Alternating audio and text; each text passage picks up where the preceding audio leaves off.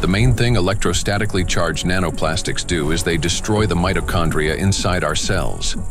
The heart is one of the body's most energy-demanding organs, and it's the mitochondria, the energy producers, that give it the power for every single beat.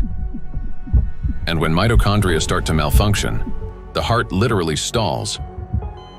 It no longer has enough energy to maintain a normal rhythm or strong contractions.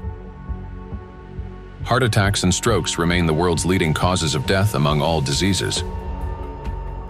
In this context, it's especially alarming that scientists have found micro and nanoplastics inside atherosclerotic plaques, dense deposits within arterial walls that narrow the vessels and can obstruct blood flow.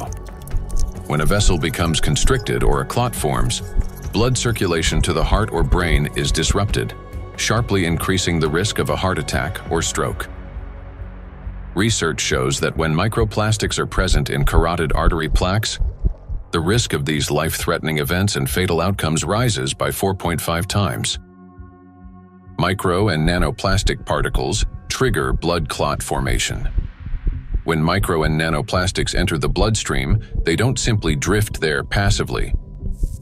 Because of their electrostatic charge, plastic particles stick to vessel walls and attract blood proteins in cells.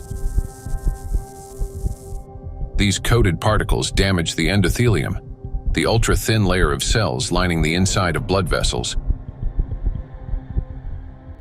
The endothelium is like an intelligent shell of the vessels. It regulates their dilation and constriction, controls blood clotting, and protects against inflammation. However, under the influence of micro and nanoplastics, this system breaks down, leading to chronic inflammation and an increased risk of thrombosis. In addition, electrostatically charged microplastics can interact with blood cells, platelets, and red blood cells, disrupting their normal behavior. Under normal conditions, red blood cells carry a negative surface charge called the zeta potential, which keeps them from sticking together and allows blood to flow freely, even through the tiniest capillaries.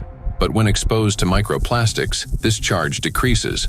Red blood cells begin to clump together, blood viscosity rises, and clot formation starts.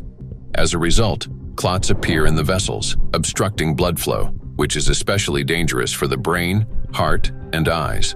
This consequently increases the risk of chronic fatigue, vision disorders, hypertension, heart attack, and stroke.